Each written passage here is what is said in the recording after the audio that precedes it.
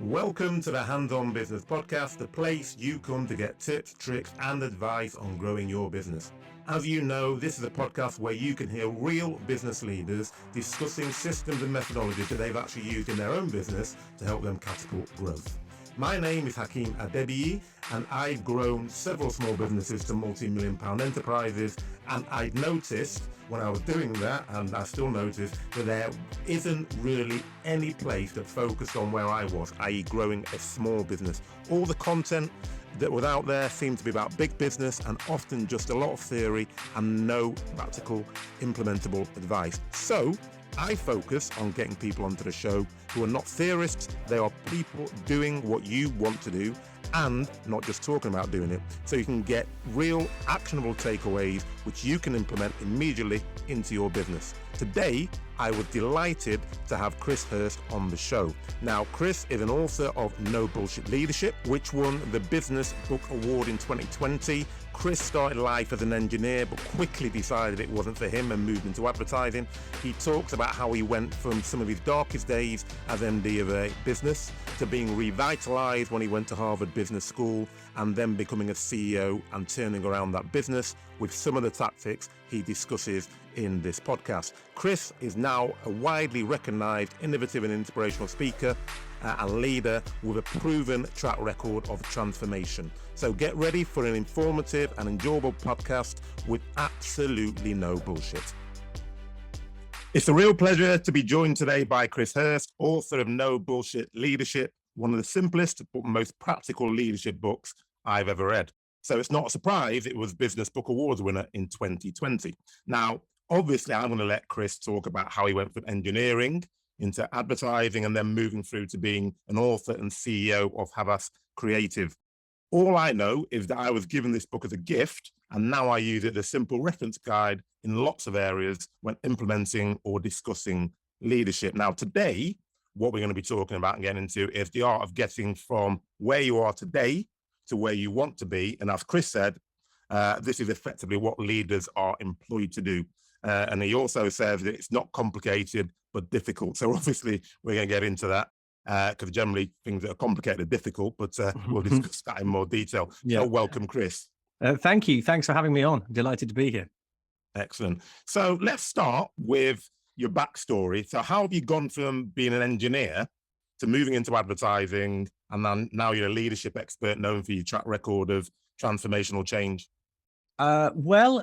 Basically, I think at school, probably still even now, I think I'm quite an academic person. And by that, what I mean is I'm one of those people that quite likes the process of being taught. Some people don't, but I do. I like being taught, and I like the process of learning. So that meant that school worked pretty well for me because that's what school is. Basically this, I ended up as A-level doing pure maths, applied maths and physics at A-level. Once you do those at A-level, that pretty well limits your opportunity, your options at university. So I therefore did engineering at university. And what happened was I was actually sponsored through university by a company called Pilkington Glass, who is a very big company still in St. Helens in the Northwest. So I actually worked for a year in a factory in St. Helens for them before going to university. I then went to university and did a 4-year degree in engineering. So by the time I finished university, it's 5 years, which is, quite a long time. And I found my degree really extremely difficult. I mean, I really, really found it a very, very, very, very difficult. And so basically, honestly, it's maybe not a very exciting answer, but it's the true answer. I got to the end of those 5 years, and the one thing I knew for certain, having done engineering for 5 years, was I didn't want to be an engineer. Basically, the one thing I learned for sure. So I knew what I didn't want to do. I didn't really know what I did want to do, but I think looking back on it, pretty well, I chose something that in my mind was as far away from engineering as I could imagine and find, and that was advertising. And in terms of advertising, because I have this discussion a lot with people, advertising, marketing, sales. People think it's, you just got the gift of the gab, so you're all right. But you just said that you're very academic. You're obviously quite structured if you did engineering. Yeah. How did you then marry those two things up? Yeah. What did you see in advertising that was attractive? Well, what I saw, honestly, I think what I saw was it was just a very, very, I actually, I worked, like I said, I worked in a factory as with the apprentices. They had lots of apprentices, so I did lots of kind of really quite interesting stuff. Learned to weld, heavy current engineering, heavy current electrical engineering, that kind of stuff, which was really kind of fun and really interesting. But I just thought I don't want this to be my job. And if I look at the jobs here, I don't want to do these jobs. So it was more, I ended up doing advertising as a reaction against something else rather than because I sat and thought, oh, wow, I just so desperately want to work in advertising. I mean, it was honestly never that. And, maybe like a lot of kids, I had quite I don't know, maybe I think the world is different now, but certainly maybe then. I mean, I grew up in rural Northumberland, and I think I lived, I think I had consequently had quite a sheltered, upbringing. And, my, at 18 or even at 22, my perspective on what jobs, what constituted a job was really very narrow. I mean, I could go and work in a factory. I could be a lawyer. I could be a doctor. I could be, a policeman. I could, I mean, literally the sort of things you read in kind of ladybird books. And so it wasn't until I kind of right at the end of my degree that I thought I'm going to start to try and explore some of these other places. And I honestly, I think I went to a presentation that Saatchi and Saatchi did, and I thought, that looks fun. And it doesn't look like a factory. Yeah, I'll apply there. I mean, I did apply, so I didn't get a job at Saatchi and Saatchi, but in the end, I did get a job at an agency, and it was honestly, it was no more scientific than that.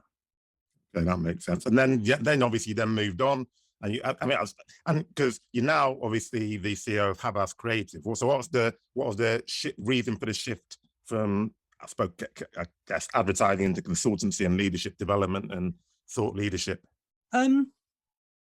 Well, I mean, that, my day job is very much running an agency network. I mean, that's my day job. And so I suppose in that sense, obviously my job is bigger than it was when I started, but broadly, I'm in the same industry. I mean, the businesses that we run, that we have within Havas Creative, span a large section of the marketing services spectrum. So it's not just creative agencies, there's PR agencies, management consultancies, design businesses within there. So my job now is more about kind of, I suppose, making the whole greater than the sum of the parts, really. And I think then the leadership piece, I think is well, I mean, it started off like a lot of things in life, kind of a bit by chance. I was asked to do a presentation to some graduates on leadership. And I thought to myself, okay, great, I'll do that. And like a lot of us do, right? 2 days before the presentation, I thought, oh, hang on, I better work out what I'm going to say. And I thought, what can I say that isn't just the same old blah, blah, blah? I mean, what can I say that they haven't heard before? If I'm going to go and talk to them, how can I say something new and useful to them? And so it started from that. I did the presentation; it was fine. And then I kind of came back, and I sort of woke up in bed on a Saturday morning, and I had just this thought came into my head: no bullshit leadership.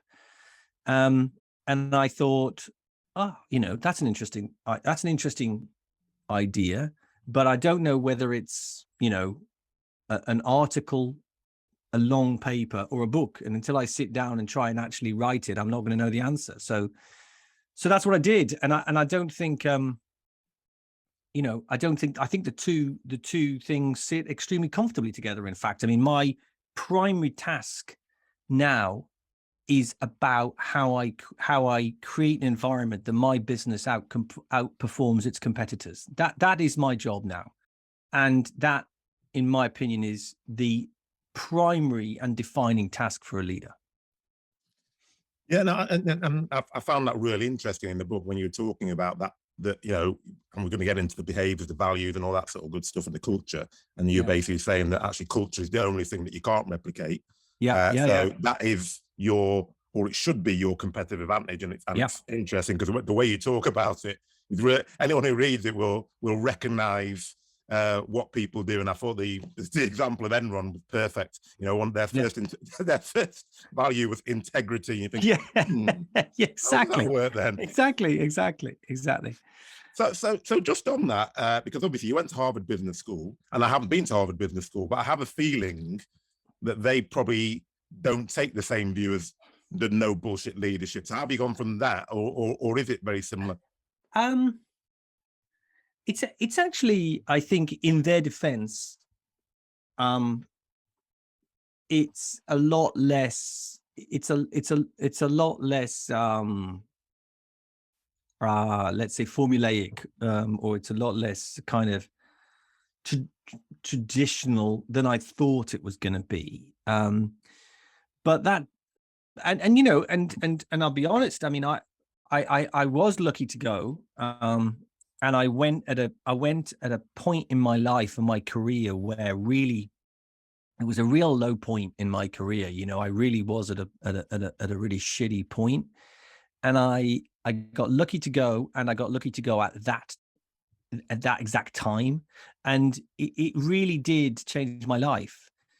But it changed my life, like as I said, by the way, as I said at the start, I'm quite an academic person, so I like people teaching me things. So you're at Harvard and you just kind of wallow in being taught things. It's, you know, and if you like that, it's fantastic. You know, it's really, really just fun, particularly given there's no exams at the end. So it's actually, strangely enough, you almost get more out of it because you're not always worrying about, oh, I've got to go and revise this and do the exam. You can just enjoy it. But the reason it changed my life wasn't because of anything that they particularly taught me. It was more sort of contextual. So I went at like I said, at a kind of a sort of a personal low point. And the way it works is it's 8 weeks. It's very intensive. It's 6 days a week, late nights. You know, it's very team based. You live and work with these small teams of people. You're in Boston, so you know you're a long way from your friends, your family, your job. You 6 days a week, so you haven't got time to be dipping into your day job. And the consequence of that is that when you walk into the lecture theatre, there's about 80 people in the lecture theatre, and you're told where to sit. So it's very, very regimented.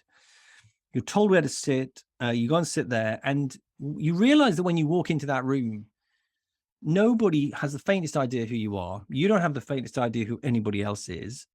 And in truth, you can be anybody you want to be when you walk into that room. You can tell them anything. You know, you could be anything. It's and all that stuff you've got in your head, which is like, or certainly I had in my head, which was, you know, like my career's gone shit, the business I'm involved in, you know, I've been there for too long, it's not working out. What am I going to do with my career? What am I going to do with life? All this narrative that I've got in my head that's really dominating me. Suddenly, I just think nobody here knows any of that. Nobody gives a shit about any of that. I could just be anybody, and so, and that's a very liberating feeling, because you know all of us have got that stuff all the time, right? All the time, and of course, when you come back, you know, your kind of everyday life, your normal life gradually reintrudes, let's say. But for me, even though some of that stuff came back, I never quite went back to where I was before, because I can always remember that feeling of kind of liberation, if that makes sense. And so strangely, the thing it did for me was more that than any particular thing I was taught, even though I did enjoy it very much. So I mean, there's a couple of things you just said in there, and it resonates, because obviously people saying, you said it as well in your book, that you learn a lot more from failure, or you can learn as much from failure as you do from successes. And you just said that when you went to Harvard, you were talking about your career low point. So, I mean, that's really useful for the listeners just to get a sense of, so what was happening there? Because people look at you as you are now, successful, your leadership. So people are thinking, well, he can never have had any low points because he's just he just knows about leadership. He's always been great. So what was happening there? Well, yeah. Well, so that's definitely not the case. I think everybody, by the way, has low points. Well, I think they do. So what happened was I'd had a pretty good career. I joined advertising. I was pretty good at it, and I was hired in my early 30s. I was probably about 32, so I was pretty young, and I was hired as part of a kind of hot shot new leadership group to turn around this Gray and what was a shitty agency. So this is about 2003, so it's a long time ago now. So I was hired as part of this leadership group, and we were going to fix this agency that was considered by the industry to be unfixable. Okay, it was like a dog of a business. Forget it. And we all joined, and there was 5 of us, I think, and we kind of knew each other a bit, and we rated each other. We looked around the group and we thought, like, we're pretty good. Like we're gonna sort this out, no problem. And within about 6 months, the guy that had hired us, he'd been fired that's a story in itself. So he'd gone, and then, not too long afterwards, various of the other people that I joined with gradually left, and by the way, went on to have absolutely stellar careers and still having stellar careers. And I, for various reasons, stayed. And after about 6 years, after 6 years at this agency, I'd been passed over I was the managing director, not the CEO. I worked for the CEO. So I'd been passed over at least twice to be the CEO. So they'd said to me twice, like, you're not the right person to do the job. We're going to hire somebody else. The agency was still a shit business. So after you've been there for 6 years, if you're hired as part of the solution, and if you're still there 6 years later and it's no better, you become part of the problem. They made it clear that they didn't think I was right to take the top job. And by the way, I actually, even though it pissed me off, I think they were probably right. And so I got to a point where I thought, well, I've kind of screwed my career. I mean, I don't know where this goes. I joined as part of the solution. I'm now part of the problem. I'm associated with this crappy business. I'm kind of, I'm associated with failure without redemption. There's not a redemption story here. What am I going to do? And I had, I got to the point where I felt like I'm just going to have the courage to step out and go and try and create, just walk away from it and try and create space, and therefore create space for new opportunities to come along. But it's, it's easy to sit here and say that. But of course, by that point, I'm not in my early 30s anymore. I'm in my late 30s, and I've got mortgage and kids and all those other things, that make those kind of decisions. They're easy in practice, but on paper they're very, they're easy in theory, but in practice they're very, very difficult. So that was failure by any measure, and actually it was fairly public failure, and it was quite protracted failure, essentially. So Harvard came along pretty well just at that point. So 2 questions there. So the first one is, so how did you get out of that? Harvard was obviously part of that solution. And then the second one was, bearing in mind, because obviously that's a learning experience, knowing what you know now, what would you pinpoint as being the reason why it wasn't as successful as you'd hoped? So the answer to the first question is that I came back from Harvard, a sort of, comparatively, to an extent, a bit of a new person. I was new energy, new determination. But by the way, I came back determined to leave. I mean, I came back 100% like, okay, I got all this knowledge. I've got this behind me. Great. It's still a bit scary, but, big wide world, here I come. And they had just hired another new CEO. So again, had not given me the job, had just hired another new CEO. And not too long after I got back, but try and keep the story simple, his boss retired and he got given a bigger job, basically. So he gets given a bigger job. And he then has a decision to make, which is what to do. Does he pass me over again? Am I going to stay? Is he going to offer me the job as the CEO? And he did. He offered me the job as the CEO. And, honestly, I think I was pretty lucky. I mean, I'd like to turn it into a really kind of, really sort of sophisticated sort of parable, but I can't. I think I was pretty lucky. And I think he took a bit of a chance in doing that. But that is what happened. So therefore, in the space of probably 9 months ish, I get passed over again. I decide in my head it's time to leave. I go to Harvard. I come back. A vacancy arrives. I get given the opportunity, and really that's how it went. So, yeah, that's how it went. Okay. I can't remember the second part of the question. Yeah, the second part was just about it, knowing what you know now. Could you pinpoint what was the reason for the lack of success? Yeah. So I think there's inevitably there's a number of different reasons. So I'll answer it from my perspective, because I wasn't the CEO. So it wasn't, so I wasn't in charge, but nevertheless I was part of a leadership team. But nevertheless, to speak from a personal perspective, I would say that in reality, I didn't know what I was doing. I didn't. That is the honest answer to that question. I didn't know what I was doing. I didn't know how to go about getting us to where we wanted to get to.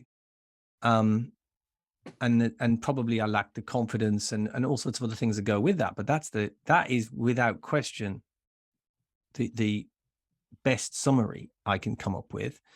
And I think actually it's a great question, because I've told people that version of this story. I've told this story lots and lots of times, but nobody's ever asked me that question before. So why was it a failure?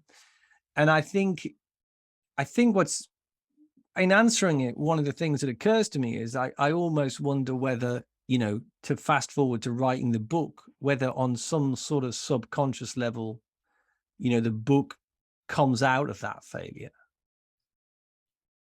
That makes sense. So because you just said it's difficult but not complicated, which is and that's the theme that runs through the book. Yeah. So just explain what you mean by that then, because generally things that are difficult are complicated, or things that are complicated are difficult.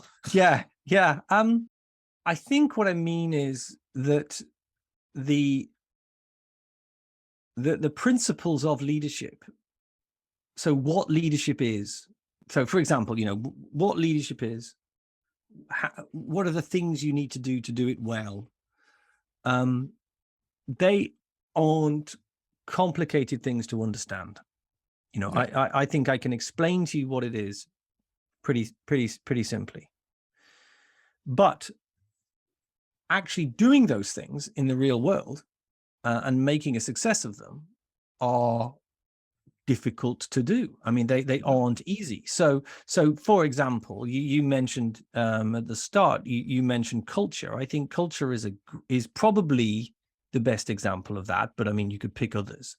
But I think that there is so much bullshit talked about culture. Honestly, it's ridiculous. But for me, culture is the environment you create in an organizational sense.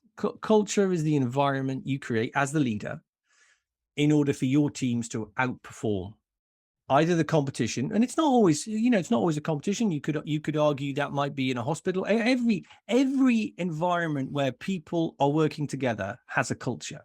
A school, a hospital, an advertising agency, a police force, whatever, whether it be 4 people or 1.5 million people like there are in the NHS, right? They have a culture. And your ambition as the leader is so the question is that culture a good culture, a bad culture, a helpful culture, a toxic culture? Your ambition as the leader is to create an environment that enables your team to either outperform the competition if it's a competitive context, or to achieve things that they wouldn't otherwise have achieved if you weren't there. I mean, that's, that you might say that, like, I don't know, in a sports team or whatever. Yeah. That's a pretty that is a pretty easy to understand thing, right? Yeah.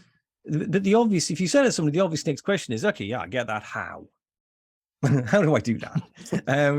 And that starts to get difficult because people are complicated, difficult.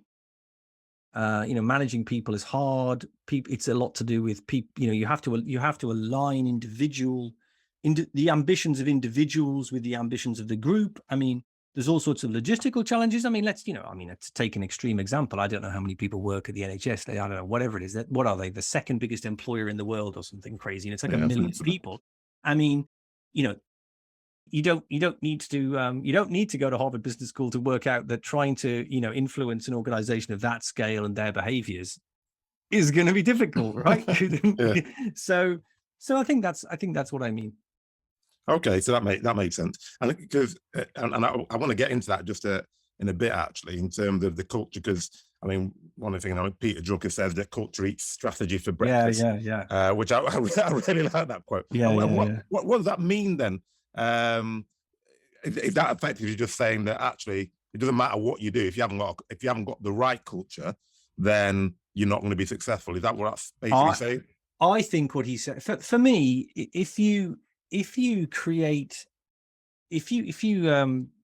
when I sat down and wrote the book, I thought, if I'm going to write a book about leadership, I have to define for myself firstly, and for anybody that writes it, what I mean when I use certain words. What do I mean when I say leader? What do I mean when I say leadership? What do I mean when I say culture? So for culture, that my definition is an environment the leader creates in order for their teams to outperform. If you accept that definition, then I think it makes perfect sense of Drucker's quote, because if your teams are outperforming, then that's what you're there to do. I mean, that's it. That's the task. So I think he's just making a point that says, what, if you've got an effective culture that allows your teams to outperform, everything is just that bit easier, frankly, and you're that bit more likely to succeed. I think that's what he's saying. I don't think he's saying you don't need strategy. I mean, when we were at Gray, for example, we were turning that business around, and it was starting to, things were starting to work, and people would ask us, so, what's your strategy? What are you doing? And we'd say, well, our strategy is our culture. And by that, what we meant was we, more than anything else, focused on trying to create a really effective culture, because in an effective culture, people achieve things that they wouldn't otherwise achieve. I mean, that is what happens. And we've all been there. Okay. So we've all of us have experienced that, because all of us, either ourselves or have seen other people, but I would argue probably ourselves, we've been in an environment where we work in one team or in one company, and we feel and behave in a certain way. And then we change and we move to another team or a different company, and we feel and behave in a different way, whether that be better or worse. You go from zero to hero or hero to zero, and you're the same person. I'm the same person. It's the environment that's changed. Yeah. I've just delivered the manuscript for my next book, and I found this fantastic kind of quote. There's a guy called Professor Gohal, or Goshal, I think his name is, and he sadly he died quite young, but he was he was a professor. He was born in Kolkata, and he was professor of business school at INSEAD, and he was professor of at London Business School, and he was like an expert on organizational culture. And he told this story. He said, I grew up in Calcutta, and in the it's a wonderful city, and I take my kids back there every year, but we have to go back because my kids are at school. We have to go back in July. Okay. And he said, it's a wonderful city in spring. It's a wonderful city in autumn. It's a wonderful city in winter. When I go back in July, it's 103 degrees. It's like 90 degrees humidity. And I just feel tired all the time. I feel like, I feel exhausted. And then I go home, and he worked at INSEAD, which is near Fontainebleau Forest in France. And he said, I'd go home to France. I'd go back to France, and I'd go for a walk in the forest in Fontainebleau. And he said, you can't walk in the forest in Fontainebleau. The energy of the forest makes you want to run, makes you want to jump, makes you want to sing, makes you want to, grab things. And he said, what so many companies do is they create an environment within them that is like Calcutta in July rather than Fontainebleau in spring. And he said, I'm the same person. I'm the same person walking through the forest or when I'm, when I'm at home. But it's the environment that changes. And organizations do that. And then they complain that people have no energy. People aren't taking initiative. People aren't, trying hard enough. And that's because they've created that wrong environment. And I think that's a really nice way of thinking about how culture affects everything about us. Yeah, so that's a really good analogy, actually. Yeah, because it is true. It's exactly the same thing happening. I remember going to Dubai. Yeah. And I think the first time I went in summer, and it's like 50, 60 degrees. Yeah. And we went on a little walk. Yeah. And I was like, we're stopping every 5 minutes, getting into the shops because it was so hot. And then we went back again, I think, in something like December, and we did the same trip. And I said to my wife, I said, is this the same distance? Because all of a sudden you can walk with energy, etc. So it's exactly the same thing. You're the same person. It's exactly the same. The journey you're taking, but the environment is different, and it kills you. Exactly. And I mean, look, we're recording this, right? We're in the middle of a heat wave, right? I mean, just look at how droopy we all feel right now, and I think that for me is why culture is so incredibly important. I mean, if you do nothing else, if you create that kind of environment as a leader, I think it's a leader's superpower. I really do. Yeah. No, I definitely agree. I think that any business that I've worked in that hasn't performed is generally because of the culture. And as you say, where you see high performance. I mean, I don't think it's always 100% the case, but generally where you see high performance, the culture is a culture that people want to join and enjoy being in there. Because I think, as you said in the book, that if we're all in the business of talent acquisition, and if you have not created the right culture, that talent is going to go elsewhere sooner or later, which then affects the culture. I mean, there's no question about that. But I think culture is culture's a complicated thing, because I think we'd all like to, of course, work somewhere that we enjoy, that's warm and friendly and all those kind of things. But I think effective cultures don't have to be that. I'm not arguing that they shouldn't be it. I'm just saying that each organization has to decide what culture is the culture they need in order for them to outperform. Now, if people don't want to work in that culture, it isn't going to enable them to outperform. I mean, it's a self-fulfilling prophecy. I mean, if people don't want to be in it, it's not going to work. I think that good organizations and good teams manage to find a way for the individuals within them, or at least the majority of individuals within them, to align their own kind of personal ambitions with the ambitions of the whole. It doesn't mean that everybody's like obsessively thinking about work all the time. It means that the people in those teams think, I can see what the team is trying to achieve, and I can see what's in it for me being part of that team.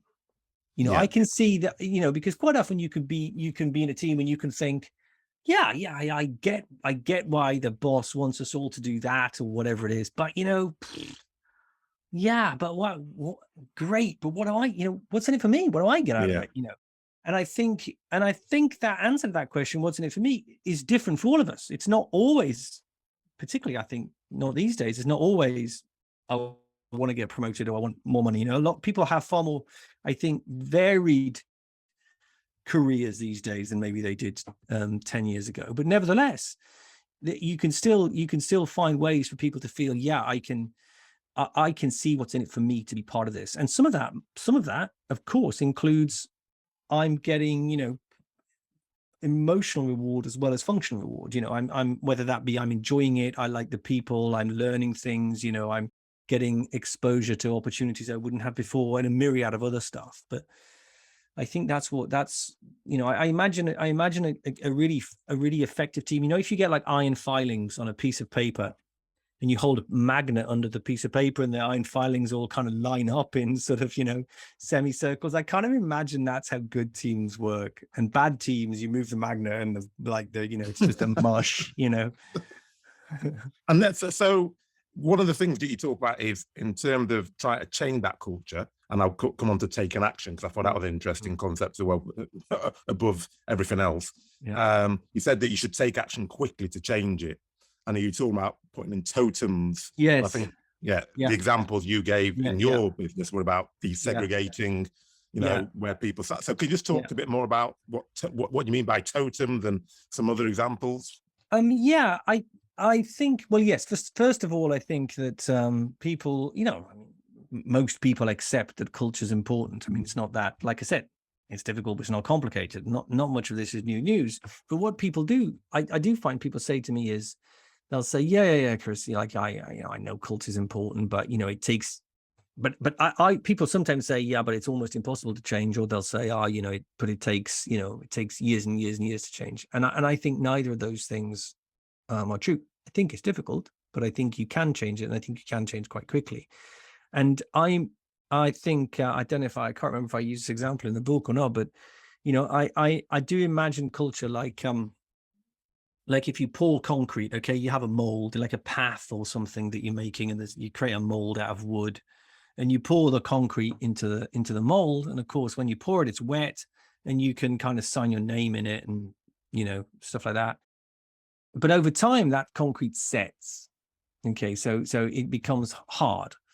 And I think that's what happens with culture. And then if you want to change that path, you have to take hard physical actions to do so. You can't change culture by just having fresh fruit at lunchtime. I mean, it's perfectly nice having fresh fruit at lunchtime, but I don't think that changes your culture. So I think you have to take hard physical actions, and hard physical actions are things that I think that culture is a sort of a driver of our behaviors. So the culture influences how we behave, and also culture is kind of sustained through our behaviors. It's a kind of a sort of a cyclical thing. The best way to understand why the culture is what it is it's the behavior of leadership. So if you want to change that culture, you as a leader have to maybe you're new, in which case you bring a set of new behaviors anyway, or maybe you're in place already, in which case you have to identify the kind of behaviors, which is why I think behaviors are so much more important and so much more useful when understanding culture than values are. You have to define what you want those kind of defining behaviors of culture to be. So I think that's the first thing. Now, I think then though, I think when you change anything, I imagine it a bit like kind of like freeing a sledge that's stuck in ice. Okay, so you have a sledge that's stuck in ice, and the first thing you have to do is you have to kind of kick, scream, shout, kick, smash, try and fight to get this sledge out of the ice. Once you've got it out of the ice, you still have to work hard to keep pushing it along, but it's a bit easier. But the first thing you have to do is you have to free it. And I think that's the thing with change. First thing, you have to create this sense of change is going to happen. It's going to happen quickly. The future is going to be different to the past. So it's difficult to give examples in abstract, but because every situation is different. Mm. But I think you can do that by actually, you can make big changes by doing quite small things, I think, when it comes to culture. So, for example, I always like talking about seating plans. I think where people sit and how people sit in an organization tell you a lot about that organizational culture. You know, are people in open plan? Are people in offices? Do people sit in departments? You know, I don't know, blah, blah. Is there lots of shared space? Does everybody have their own desk? All sorts of things like that. And if you want to create some, first of all, change, you change how you use your environment. But most importantly, think about the behaviors that you want to define your culture, and think, how does my environment, how can I use the environment to enforce and remind and sort of drive forward that culture? But there's a myriad, honestly, of ways of doing it. And I think you have to just define what those behaviors are. But the most important thing is, culture is the behavior of leadership. So the most powerful determinant of culture is not what you write down or you tell other people or anything like that. The single most important factor is how you as a leader behave. And that applies whether you've got a team of 5 people or a team of 50,000 people. That's really useful. I found that was quite. I've never actually really thought about seating plans, because obviously you go into businesses and you see it, and you think, oh, that's a bit strange. You never really think that, oh, it's an issue. But when I read it, I was thinking, that's a good point. I was thinking of all the businesses I've worked in. You know, finance is over there, marketing's there, etc. You're thinking, how's that going to drive cross-functional working then? Because you're all in silos. Yeah. And there's that, and you know, there's always, I think with anything like that, with anything, there's always reasons not to change things. Okay, so you can join a business and everybody will acknowledge, and this is true, you know, everybody might acknowledge, okay, this place isn't what it should be, we're not doing as well as we need to, we need to change. Okay, people usually accept intellectually the need to change if things are broken, because people aren't stupid. They can see things aren't as good as they should be. So that's kind of not normally that difficult. The difficulty is getting people to believe, if you're the leader, is getting people to believe that change isn't just a nice to have. Change is going to happen, and you're going to be the person that's going to make it happen. So the first thing is building that belief that it's not a nice to have, it really is going to happen, and you're going to do it. And I think then that sense of you know, okay, how do I look at the levers I can pull, and how do I make Monday different to the preceding Friday? How do I make this desire to change impact people's lives in a positive way, preferably, but impact people's lives, because you need to break people out of one set of behaviors and start to encourage new behaviors.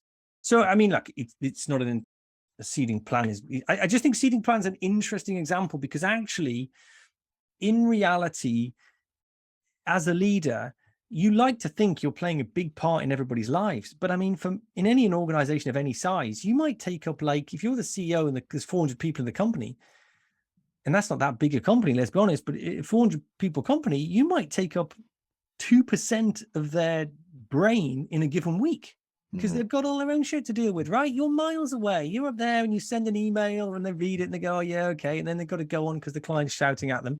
What you've got to do is you've got to find ways to stretch out into their lives and impact their behaviors. So, and I think people really get wound up about where they sit. Yeah. And so, you know, it can wind people up, but I tell you what, people pay attention, and you need to find a way to stretch out and get people to pay attention. And I think as long as you're able to explain to people not just why change would be a good thing, most people go, yeah, sure, I get that, but also why that change is in their interests. What's in it for them? You know, it's going to be kind of hard work and it's going to be uncomfortable, but this is where we're aiming for. And if we get there, you know what? This is why that's good for all of us. Then I think you've got more chance of getting people along for the journey. No, I definitely agree, and it makes perfect sense in terms of taking action, which is another thing that you talk about. And it's really nicely distilled, because I worked with a business psychologist a long time ago in a different business, and he had actually said to me, and I've been quoting this ever since: a suboptimal strategy implemented is better than an optimal strategy not implemented. Well, which then just seemed to resonate with when you said take action. It's just like, that's exactly what he was trying to say. But you were basically saying taking action trumps everything, and you put the equation in and basically say, times by action, if action's zero, no matter what you've got in terms of strategy, whatever else. And that really that really made me think, that's a very good point, actually. And that then leads on to what you were saying about, if making the wrong decision or not taking the decision is worse than making the wrong decision. Just talk to me a bit about that, because most people would think, no, I'd rather wait till I get the right decision. Well, I think what I feel about that is that, first of all, the way, I agree. So since I wrote the book, I've simplified that equation. So now I think leadership impact equals clarity multiplied by action. So for me, clarity is all those things: strategy, vision, values, stuff that you write down. Basically, it's important, but unless you multiply it by action, it's just words. The way you take action is you have to take, a big part of taking action is taking decisions. And that's how you get stuff done. And I think a lot of people in leadership positions, my example I use is driving. Okay. So it's a bit like driving. You don't often meet people who admit that they're not a very good driver, right? But if you go and spend half an hour on the M6, you find out there's a lot of bad drivers. And I think it's the same with leaders and decision making. You're never going to meet a person in a leadership position who admits to being like indecisive, but we've all the time, worked with people who are indecisive. And it's first of all, not only does it undermine your ability to get stuff done, and therefore ultimately will lead to failure as a leader, I think it is also incredibly debilitating working for somebody like that. I mean, if you're in a team, if you're in a leadership team and you are unable as a team to reach decisions, it's incredible how quickly that erodes your confidence as a team. So I've been part of leadership teams. And we've met every week, as leadership teams do, or whatever, and we talk about the same things every week. Okay. And lots of people find themselves in this position. And so you're very clear what the issues are. We talk about it every week, but nobody ever quite gets to the point of saying, and this is what we're going to do about it. And I think the consequence of that is that I think leadership is about being able to, you can't control everything. There's always going to be tons of things outside your control. But what you have to be able to do is you have to be able to essentially steer your course despite that. And so the question is, are you able to steer your course despite the external noise, or are you allowing events to dictate to you? And I think effective decision-making is the way you steer your course. Ineffective decision-making or lack of decision-making means that you essentially are a kind of cork on an ocean, and you're just a kind of, you're just going to get pushed hither and thither by forces outside your control. So it's the way you take control of your environment and your situation is by effective decision making. Now, for me, a decision, what is a decision? Well, a decision for me is a choice that you take with imperfect knowledge of what the outcome might be. Because if you have perfect knowledge of the outcome, so if somebody comes up to you and says, hey, Hakeem, if you turn left, it's going to be absolutely brilliant, you're going to win the lottery and da-da-da. If you turn right, it's going to be a total disaster. It's not a decision, is it? I mean, it's not like you're going to go, oh, wow. I mean, that's not, that to me isn't a decision. A decision is a choice you take when you aren't clear what the outcome will be. Now, of course, you use your skill and judgment to hopefully get more right than, that more go in your favor than against, let's say that. But when you're making choices with imperfect understanding of the outcome, it's inevitable that frequently things are going to play out in ways you don't expect, which, by the way, doesn't always mean, that's why I try and avoid getting right and getting wrong, because I think a lot of real world things don't ever end up being as binary as completely right, completely wrong. Yeah, it's more, that's kind of moving us. Did that decision we take move us on average a bit closer to where we want to get to, or did that decision that we took move us a bit further away? I mean, that's a more accurate way of thinking about it. But what is for certain is, if you aren't taking decisions, your action is zero, your impact is zero, and you fail. I mean, that's the one for sure. And I think that's very, very clear. And I like the new clarity times action, actually, because that's even simplified it further. And I guess that taking action is part of that is your mentality, and you talk about that in terms of your psychology. Because if you are terrified about getting further away from your path, then you're not going to take a decision, because obviously, although you are still drifting, you don't realize you're drifting. Yeah. But I think also as well, I think, I don't know, whether Jeff Bezos or somebody like that talks about one-way doors and two-way doors. Yeah. And most decisions that we take, and we take decisions, all of us take decisions all the time, right?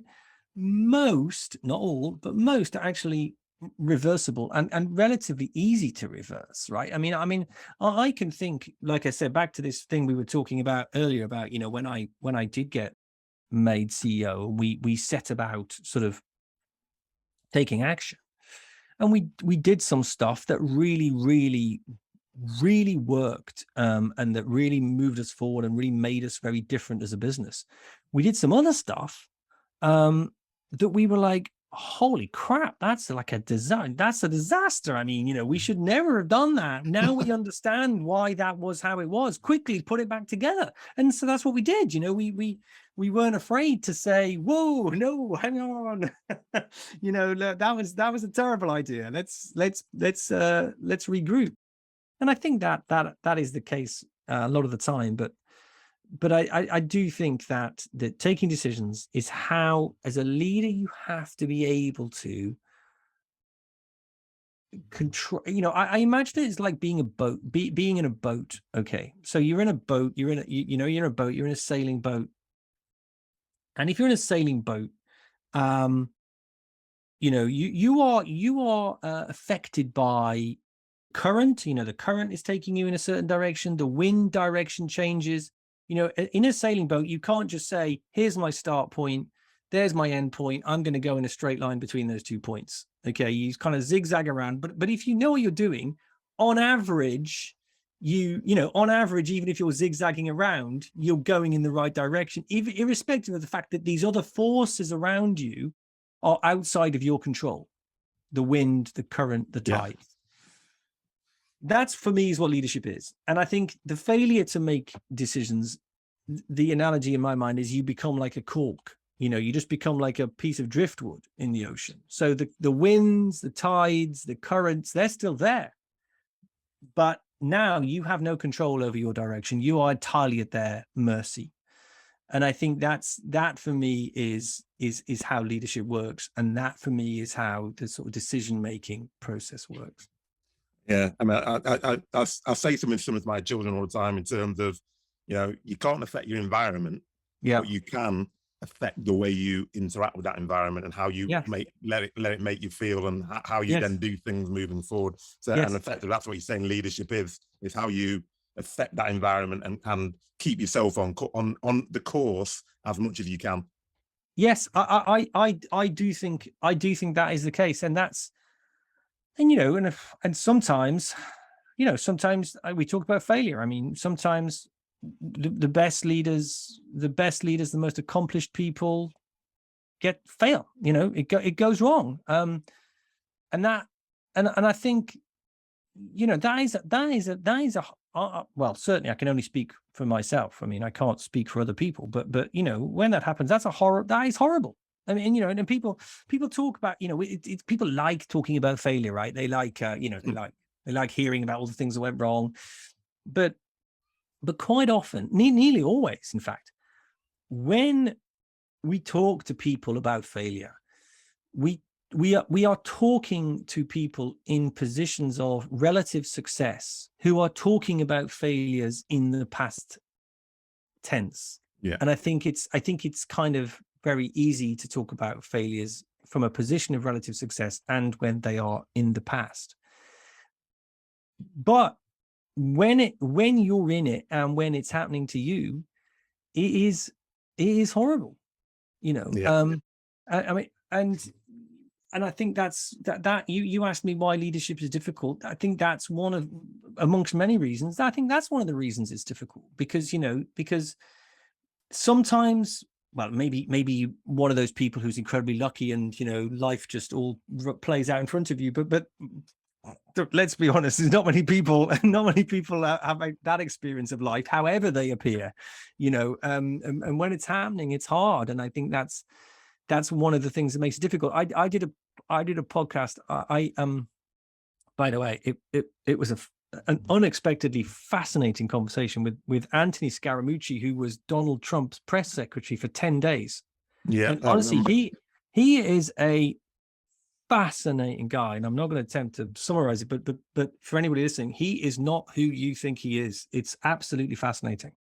Anyway, he talked about getting fired after 10 days, and he said, you know, he said, I got thrown out onto Pennsylvania Avenue and it felt like I'd been skinned alive and rolled in margarita salt, you know. And right, you know, and because I mean, that's about as public, you know, that's about as public as it gets, right? Yeah, and you know, it's hard. So just a couple more questions, because sure. we're coming to the top of the hour. So one thing that I noticed in the book, and this isn't about leadership, this is just mine, that you wrote in the female person. And I've never, and it was really interesting because it jolts you. And I'm just wondering, why did you do it? Because I was reading that thinking, well, there's no reason why I should be surprised by this, but I am, because everyone always says he, him, and you were saying she, her. So what's the reason for that? I think to get that response, I like the idea of playing with our preconceptions of all of it. I mean, I think partly because I wanted to challenge our preconceptions of what a leader was, and because mostly when not of course not always, but mostly in the book when I refer to somebody else, I'm referring to somebody in a leadership position, and so that's not always the case. So I started therefore thinking, well, why if I'm writing a book called No Bullshit Leadership, you know, I want to challenge our preconceptions of what leaders look like and who leaders are. And I think one interesting way of doing that is to refer to, when I refer to somebody in a leadership position, refer to she, her. And then from that, I think I extended that into, well, I'm going to use that through the book. But I think my premise is that that I not only do I think a lot of what we are told and sold about the subject of leadership is bullshit. I mean, that's why I've written a book called No Bullshit Leadership. But I also think that, and I feel this more, in a sense, more strongly since I wrote the book, actually, the more I've talked about it and thought about it. I feel quite strongly there isn't a leadership type. You know, and I think that's quite, and some people disagree with me on that, by the way, and some very well-informed people disagree with me on that, and that's cool too. I mean, like you know, I'm not a social scientist, so I can't give you a load of like, you know, I can't give you a load of experimental proof of that. But my belief is that everybody, given the right tools and the right tuition and the right guidance and opportunity, and they have to bring something of themselves, you know, and hard work and willingness to learn from their part of the bargain, if you like. I think everybody can be a leader. That's not to say that are some people more suited to it than others? Yeah, sure, but that's true of everything, right? I mean, that's true of if you take up a musical instrument or if you take up a sport or anything, you know. But I think everybody has the capability to be a leader, and certainly everybody has the capability with the right guidance to improve their leadership skills. So I think that runs against the grain of what most of us are told and what most of us believe. And I think that's one of the reasons why I used she, her, because I just wanted to challenge some of our preconceptions around, as you say, our kind of unconscious biases of what we think about when we think about leaders. Oh, and it definitely works, because it did make me, I think, probably first or second page when you first used it, I think, oh, and you do start thinking about, right, so why is it that this is making me think? But it does make you think about, well, actually, it's true, because they're not all of this type. They could be a massive rainbow coalition. So just on that, and this is the last one. So what would be your one key take home for people listening to this? If people are coming on here thinking, right, this is about leadership, what do I need to know? What would be the one key thing you'd want to leave people with? I think it might well be that point. I mean, that we just covered. It's interesting, again, you've asked me two questions. I've talked, as you can imagine, the book came out 3 years ago. I've talked about leadership a lot in the last 3 years. And you've asked me two questions that nobody has asked me in all the conversations I've had. And that question about the she, her, nobody has asked me. And I think my passion about the subject is that all organizations, like I say, whether they be businesses or whether they be charities or public sector or whatever, I think all organizations have challenges all the time, right? All the time. And my belief is that no matter what, whether you're a school, a hospital, an advertising agency, a factory, if you peel away, if you find a problem in that organization, if you peel away the layers of that problem and you get to the middle of it, I think leadership ultimately is always the problem. It always ends up being about leadership somewhere. And therefore, the only solution to that ultimately is better, more effective leadership. That's my fundamental belief. And I really profoundly believe that everybody can lead. And I think not only does a lot of the bullshit around the subject kind of just obscure the subject, and so wiping away that hopefully enables people to be better leaders. But I think a lot of what I call in the book the leadership industrial complex, the people that are selling billions and billions and billions of dollars of leadership training courses, business schools, I think they actually create this sense of a secret and a kind of an untouchable knowledge that I think actually inhibits people in leadership positions from fulfilling their potential, and I think excludes loads of people across society from believing that leadership is something that that they should and can and ought to aspire to. And I think that would be my outtake. I think all of that is bullshit. And I'd definitely agree. And I'd say to anyone who's listening to this, if you are thinking about going on a leadership course, before you do it, go and buy the book. Read through the book first, because you'll probably find 99% of what you need in there before you go and spend hundreds of thousands or tens of thousands on a leadership course. And I know also, Chris, you've got a podcast, so I suggest that you go and listen to that. And there's obviously some good references in the back of the book. But Chris Hurst, author of No Bullshit Leadership, thank you very much. It's been a very pleasurable and informative hour. I've really enjoyed it. Thanks so much for having me on. Thanks very much. It's really brilliant to have real thought leaders onto the show that challenge conventional thinking. That's definitely what Chris did on this podcast. And to be fair, ever since reading his book, No Bullshit Leadership, it really has made me think differently about how to approach the topic of leadership. More importantly, it's helped me speed up transformational change by cutting through some of the bullshit that often surrounds leadership. The two things that really stood out for me from the podcast were, number one, the formula for leadership impact, i.e. clarity times action, and Chris talking about the fact that without action you might as well forget everything else. And then number two, the Peter Drucker quote, culture eats strategy for breakfast. Now, if you got half as much out of this podcast as I did, then you've just spent a really productive hour of learning, and I hope that you appreciate that gift to yourself. Now, don't forget to check out the show notes at www.thesalesaccelerationformula.com. And as you know, I always say, if you liked what you heard, give us a positive review. And if you didn't, then please keep it to yourself. Keep listening and keep growing.